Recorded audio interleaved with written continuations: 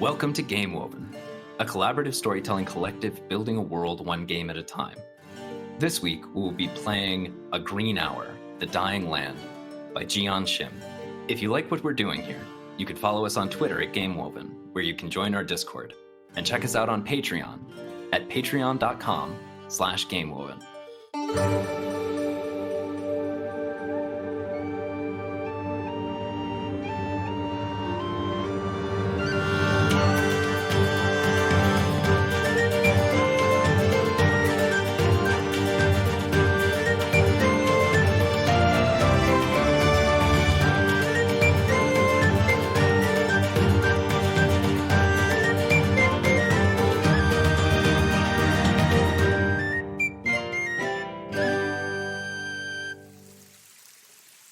Hey y'all, Zad here. Bit of a content note before we begin. After the recap and theme tune, I dredge up some feelings. They're feelings about religion and spirituality and the coercive exercise of power, and especially about parenting. It's a bit more raw than I usually have the courage to be, and it might not be for everyone at whichever time they come to it.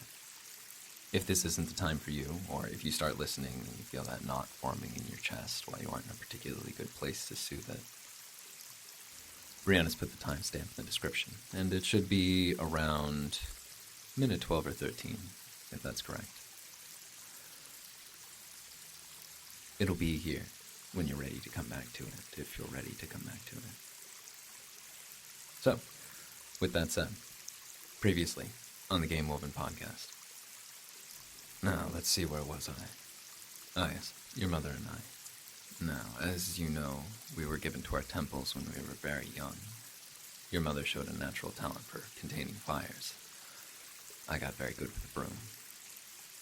When the time came for us to be joined, we were built a home.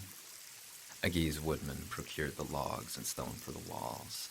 The farmers thatched the roof, various craft folks made the furnishings and the wall hangings. Everyone gave us the food they could spare. The chairs they gave us were the wrong size for both of us. Of course, they fit you perfectly, or they will in a few years' time. We had these ones, the ones we sit on now. Those we had made special. And that's not a bad way to think about our first meeting, really. We knew what we were meant to do, the steps we were meant to take, but we were so very young. I'd never had cider before, if you can believe that. Your mother was awkward and beautiful and worked so hard to make me feel at ease. And it might not have worked if she hadn't been so bad at it. It was easy to fall in love quickly with our little meal in ill-fitting chairs. And then the rain came, unseasonably warm, and it made the wildflowers grow. This old rug, the first of them grew right here, where the water fell off my face like tears I'd forgotten how to cry when she held me for the first time. Then came the fruit trees, and we ran and laughed and ate and kissed. And then the rain stopped. And then the time came. When we finally pull apart, I look into your eyes and say, "This is what life feels like." Yeah. It's unfortunate that we didn't have a lot of it until just now. Yeah. And I suppose we get up and we go back. Reality hits, and we're here for a purpose, and we must fulfill that purpose, no matter how hard it is. Mechanically, neither of us can betray our purpose. Yeah. I'm going to step out of character for a moment, and I want to talk about why I wanted to play this game in particular. Okay. And in no small part, why I wanted to play it with you. And also, honestly, what it means to me when I say that one of the principles that I have for the show and I've got a list of them that I'll eventually share somewhere, but one of the principles that I have for the show is that the author of the game that we're playing has a voice at the table.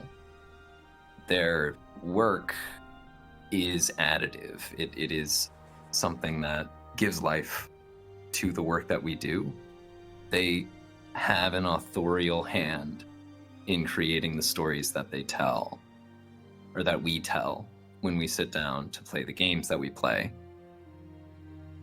And the reason that we like playing so many different games from so many different people, while also bringing in guests like yourself, and like so many people who have guested on this arc alone, is because having those distinct voices, having a lot of people in the conversation, many authors contributing to a collective project, is making something that is bigger, is more interesting.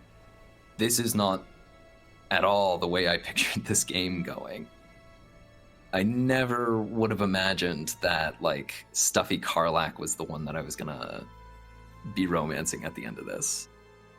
It's a joke, but Ernette still stinks. Yeah. Because Dylan said so months ago. And that's one of the really great things about this process that we're engaged in. And we wanted so many different hands in creating so many different gods because divinity is so much bigger than any nation, any person, any group of people.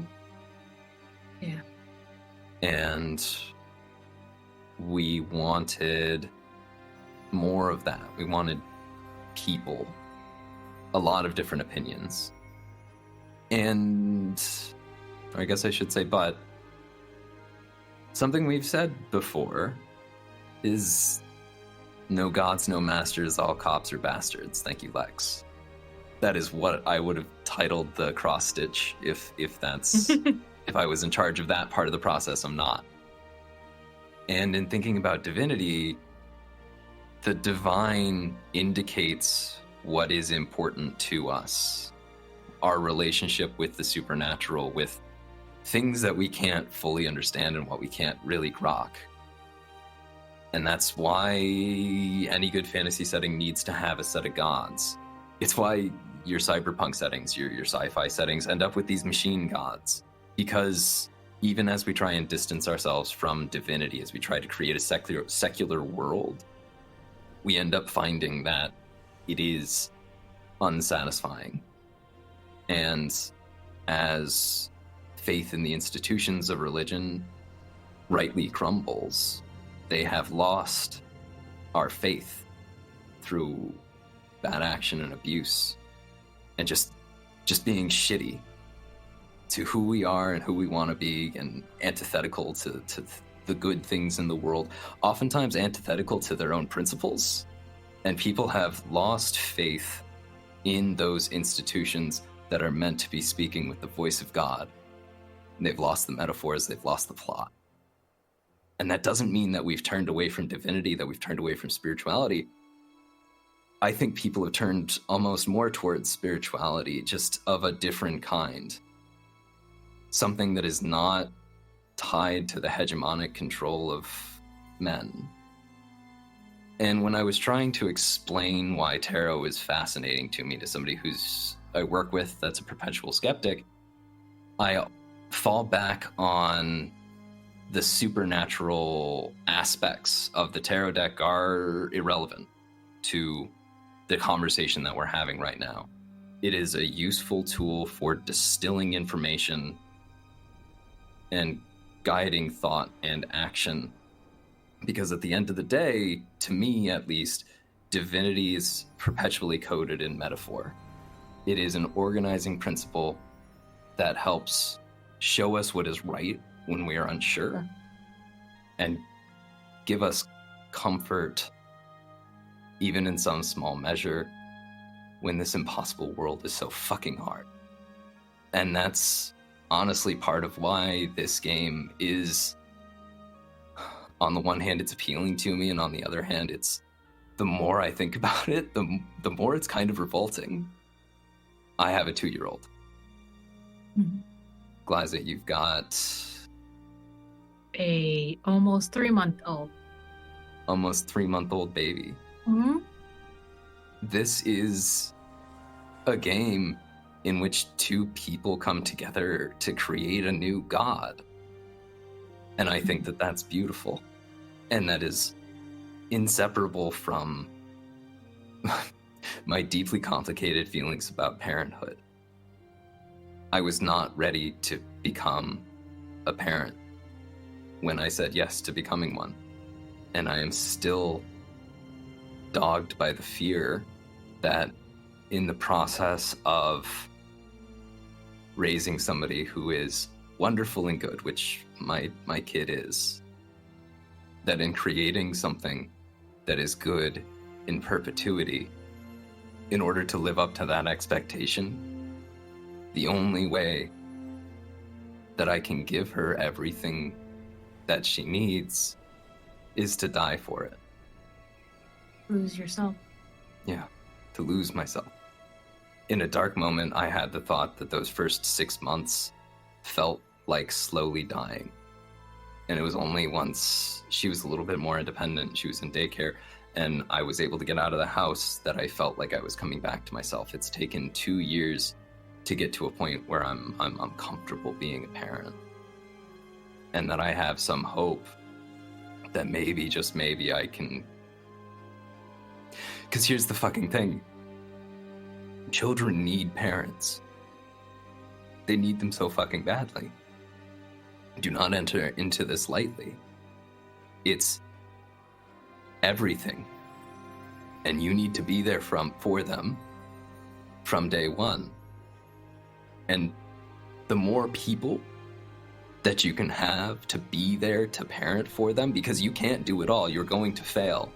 You have limits, you're human. You can only ever give so much. And everything is not enough, because when you give everything, you have nothing left to give. And you are gone and they are alone. So, I'm rejecting the premise of the game that's here. I am X-carding the authorial voice of Jian Shim, who wrote this game. She's not around to stop me. She can't argue this point. You know, death of the author in the proper sense. All I've got is funny shapes made out of ink on a dead piece of tree. We can do whatever we want. This is what it comes down to at the end of the day. We are a collaborative storytelling collective building a world one game at a time. And every single word that's important, and we use games to create structures, and hey, you know what? Sometimes the rules ain't it. Sometimes we do it wrong. Kingdom, we played 70% right. And in this case, for this story, we are going to be heavily adapting this part of the game. We are going to be honoring, I should say, the roles that we've made. Both Hydrangea and Fury have accepted their boons, and they are beautiful things. And I don't want to see them go away. We also do not have the scores to betray the trust of the temples. Fury is at 5 impious. I am at 8. And you have the option to deny your fate if your score exceeds 8 for impious. I do not exceed it. I'm at it. So when we get back in, wet from the summer rain and smelling of fruit and wildflowers, We will adapt. absolutely. Hydrangea starts trying to start a fire in the hearth. Is that something that you can you... I only stop fires. You only stop fires? Okay.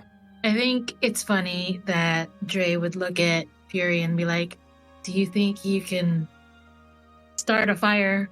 And Fury is like, unfortunately, from a land of fire starters, I am the one that stops it. I am in charge of stopping the fires. And I think it's a hilarious moment. And I hope in my head that's what it is. It's funny to me. And that is what happened. Hydrangea smiles. Hydrangea thinks that you're fucking hilarious. This is perfect. You're everything that I never knew that I wanted. And they've set hearth fires before. It's easy. It only takes a couple of minutes. Hey, if you need it to be stopped, I'm your girl. Useful around the house. We've lost a good number of roofs to people who didn't quite know how to bake their bread. Well, I'm glad. So you know what is meant to come next, right? It was explained thoroughly to me. Yeah. Well, and Hydrangea reaches, it's actually tucked away behind the firewood, and pulls out a scroll and rolls it out on the table. It's a big and wide scroll. The name at the top is written in a language that neither of us can read, but it's a family tree that spreads out, and the names start to become even marginally recognizable. There's one that is the same name as a town that's nearby. You've heard some people refer to rivers and landmarks. And the further down you get, the more crowded it gets, you start seeing the names of things that you've seen. There's one that's listed as Apple. And then underneath there's several different names that you recognize as varieties of apple. There's the specific one that makes the cider that you like to drink. And there's a line that connects it with cloves. And that's just part of this massive scroll. And Hydrangea looks at you and says, I found this while I was cleaning out the storeroom. It's a genealogy of the gods. The gods that were. Whose gods? Your god? Our gods? Hydrangea points to one spot where Timothy is circled, and then points to another spot way far away from Timothy on the tree. And you see the name Agi. And you see the name Agi. Our gods. All of them. Here's the thing. See, here's the fucking thing. And they go back over to the spot where Timothy is, and you see that there's descendants underneath Timothy. There's kind of like a first cutting, a second cutting, one for like what the hay is called when it's fresh, and one when it's baled. The one for baled hay has 3 different children, one for round bales, one for square bales, and one for haystacks. These are the children of my God. These are Timothy's kids, and Timothy is still with us. What are you trying to say? I think somebody lied to us. About not exist. I'm very confused. Somebody lied about the ritual. Somebody, the story about how gods are made. It's wrong. It can't, if the existence of a new god requires 2 fucking mortals to sacrifice themselves utterly to cease to be, if they are really twice as great as us, then I don't know. They had kids. The gods had kids. And those kids did not demand their erasure. Timothy's got 4 kids and grandchildren, and he is still living. He reaches out and hugs you. We don't have to go. I don't want to go. I don't know. I don't know what else we can do. We can try. We can make something. We can plant seeds. and we can make them grow. Look at this place. Look at what we have done. We have the power already. Maybe we've always had the power. Fuck it, we have always had the power. I know this has to be true. The old gods, do you know why they died? Because we stopped thinking about them. That is a powerful thing. We are powerful. We make the gods. The gods do not, maybe the gods make us. We make each other. The gods make us. We make the gods. Fury reaches out and places her hand on yours. I'm not smart enough to come up with anything, but I trust Okay. you know more than I do. And maybe you're right. I'm not ready to go. And maybe there is another way. There has to be, right? There has to be. You don't have to do this. The land is dying. And if there's not another way to bring it back, maybe it's just better off dead. And you said it, you can't start fires, but you can manage them, guide them, Stop them. take the raw brutality of supernatural force and keep it within its rightful place. Death can create the space for new life. You know this. You've seen it. Hell, I've read the very few scripts and texts of yours that I've been able to get my hands on. That's the whole thing, right? You don't even clean it out. You're just removing things that are already dead. Things that are extraneous. What's not good. And the little things that live on the ground, the things that live under the ground, the things that live in the trees, they're kept safe. I admire fire. I saw the last burnings from the temple every year. I was never allowed to go. Nothing ever seemed more alive to me, because death cannot defeat death, but life can create life. We're in the sacred place, and we are alive. Then let's go. Okay. I just met you, so I don't think I'm ready to lose you. If there's any way, then yeah. Okay. Because I think you're about to be stuck with me for an exceedingly long time. I think so too. I have been told of the punishments, and you know what? They're not so bad. And I think Hydrangea sort of leads you over to the bed as you're saying that and says, punishments are still punishments, and we've got some time left in this green hour of ours. So let's make sure that our pains are worth it.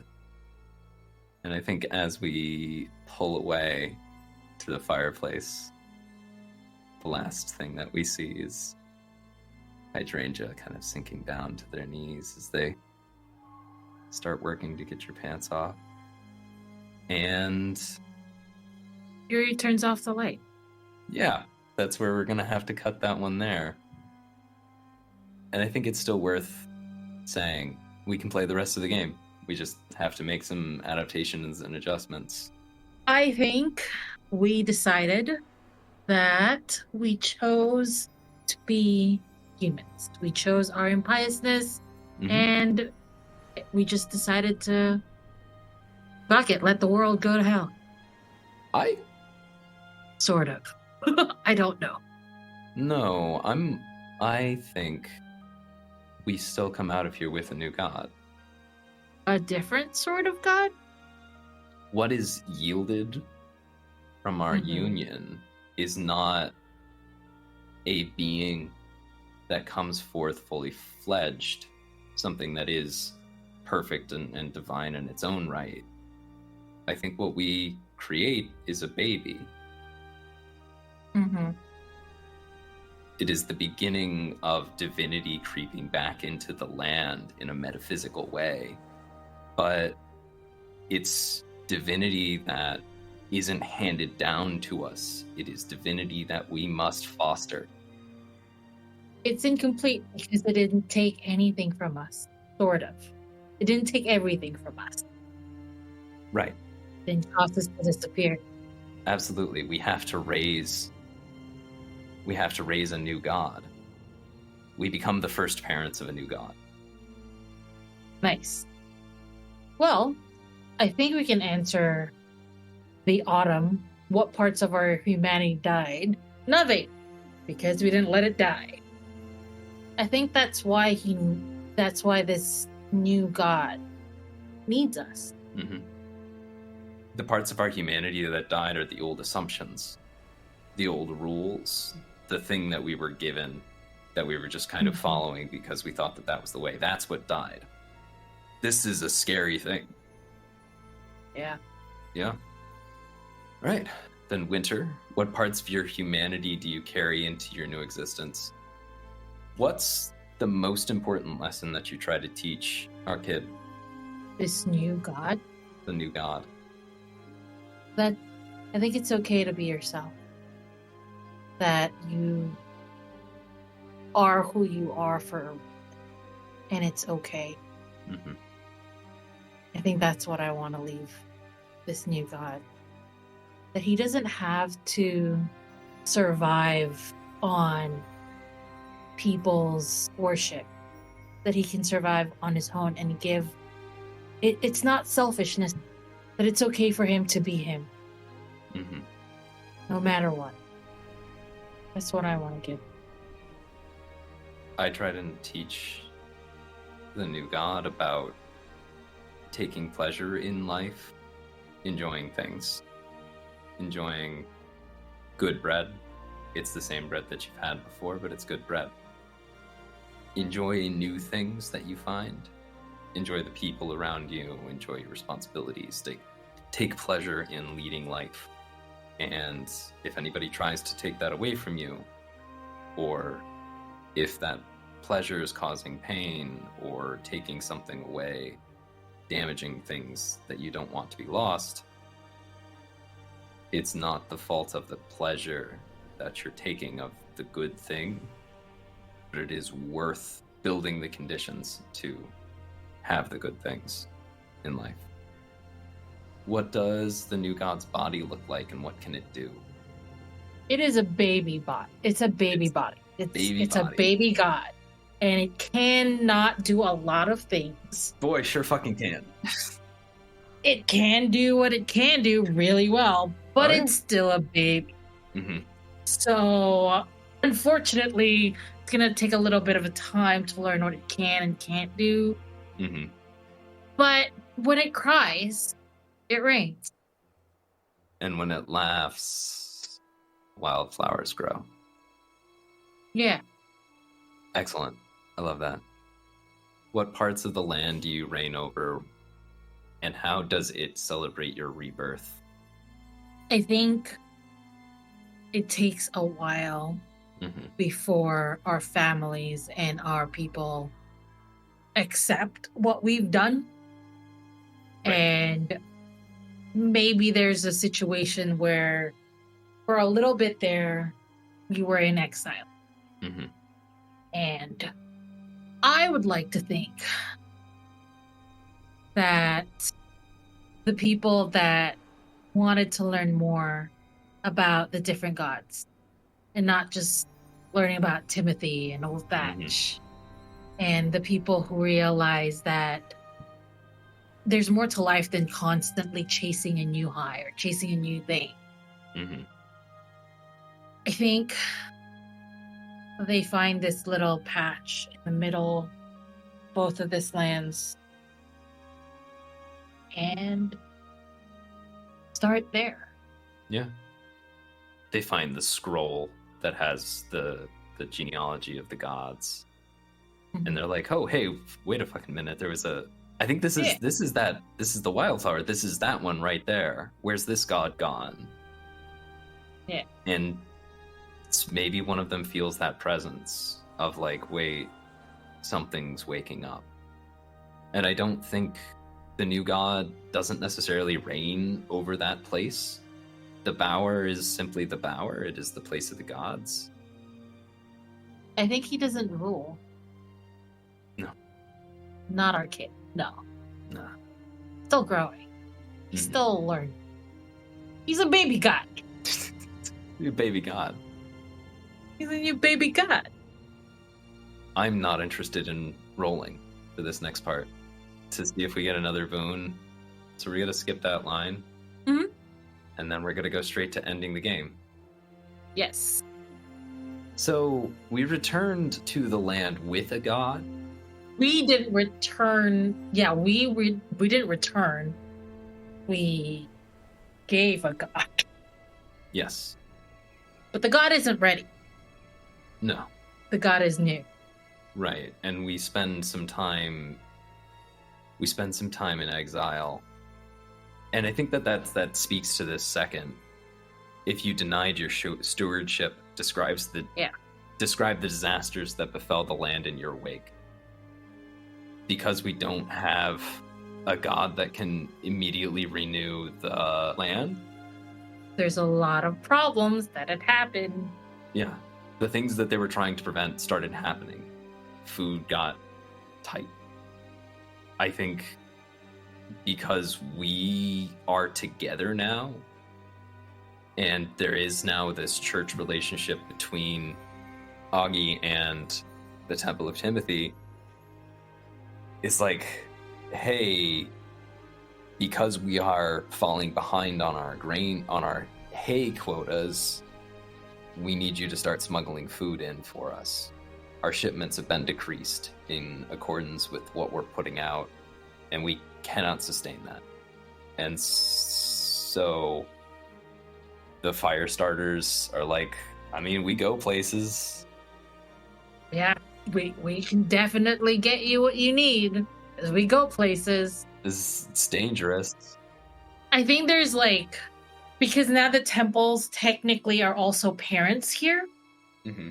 With this little new god. Mm-hmm. With us being technically the priests, you know, of this new god, whatever, parents. Yeah. But technically that's what they call us, the priests of this new god. They are protective of this new god. They might not like what we've done, but this baby is adorable as fuck. Oh, hell yeah. This baby god is adorable as fuck. And they're like, you know what? It's adorable. It's a god. It's our god now. It's definitely what we want now. You know, like how some grandparents would suddenly be like, see a child and like, everything's forgiven. Yes. That is what happened. They eventually forgave us because this baby god is adorable. Uh-huh. Yes. Which I imagine that we capitalize on, like... Absolutely. Hydrangea, once like after the very early stages of caring for an infant, Hydrangea's in the shit. Hydrangea is going with the folks from the Temple of Augie to go find food wherever we need it. If there are threats made against farmers, Hydrangea's the one who is out there organizing people in order to, well, shit, we need to rebalance where we say these things are coming from in order to make sure that everybody is getting at least the bare minimum and to cover for stuff. And so it's a lot of running on that part. And it gets bad, it gets tight, the Empire cracks down. There are questions asked as to why the yields have decreased.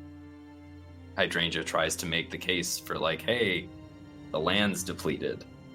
Hey, maybe if we started collaborating with the next county over and they started growing some hay for a little while and we started growing stuff, and is just dismissed outright. Like, no, you guys grow hay, they grow oats.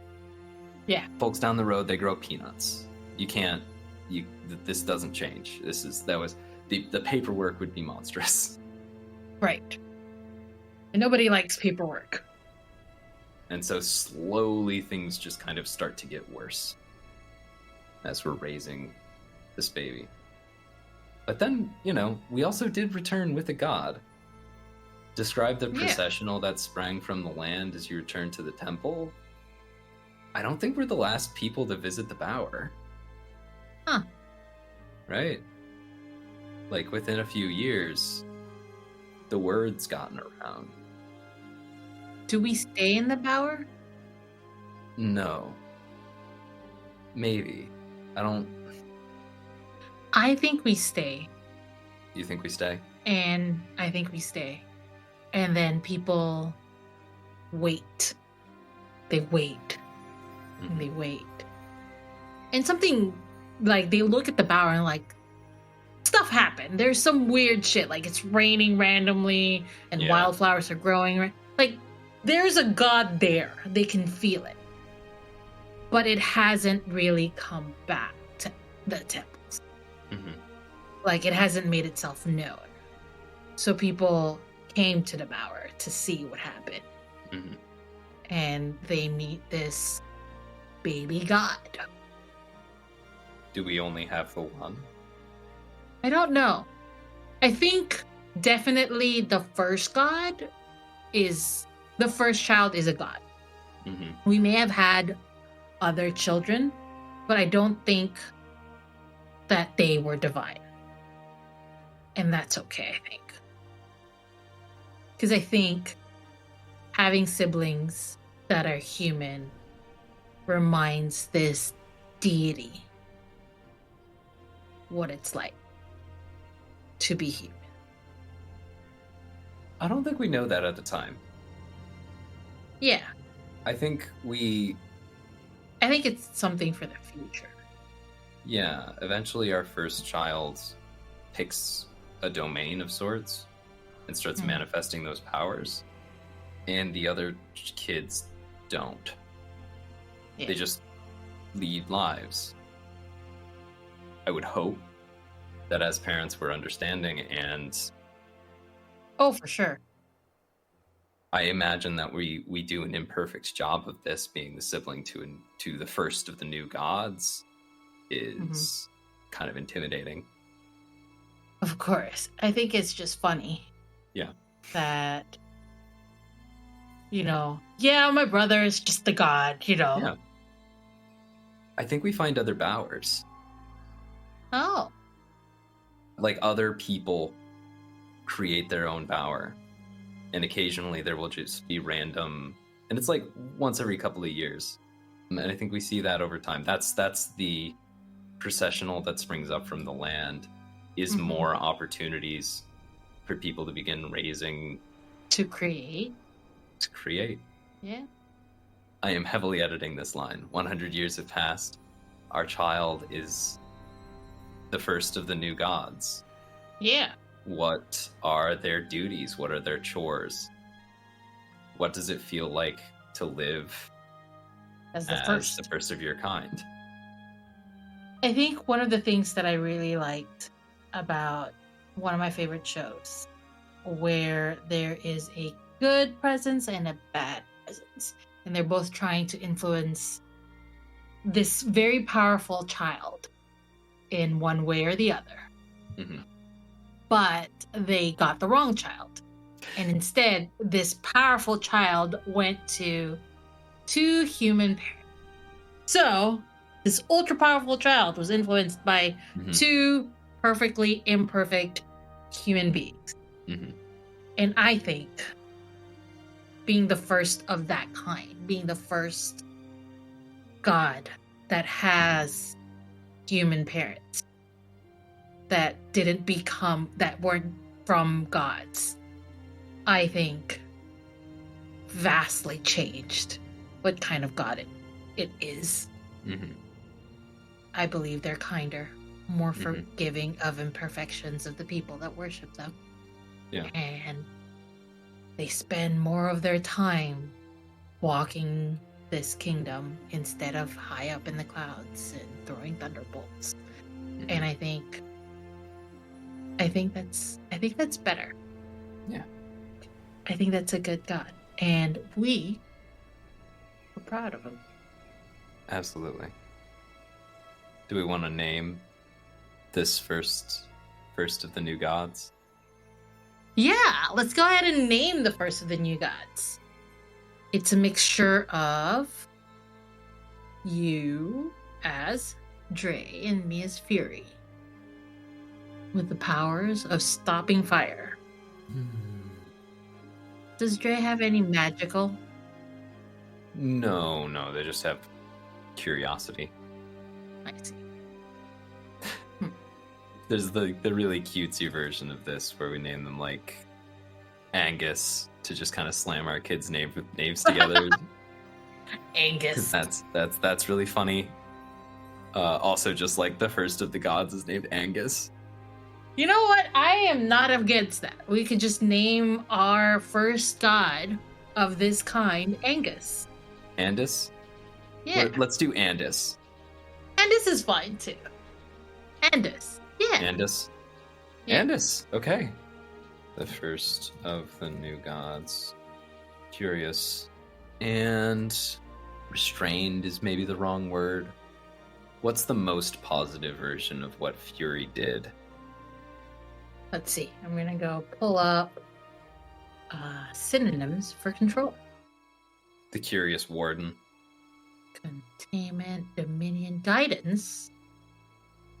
Because that is what you do when you control fire. When you try to stop it, you guide it. So guidance is a good thing. The Guide of the Curious.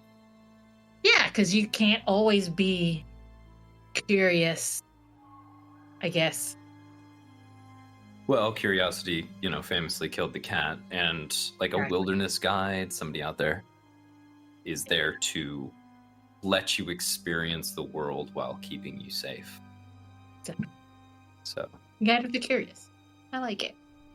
And that, friends and neighbors, is the story of the birth of Andis, the first of the new gods, the Guide of the Curious.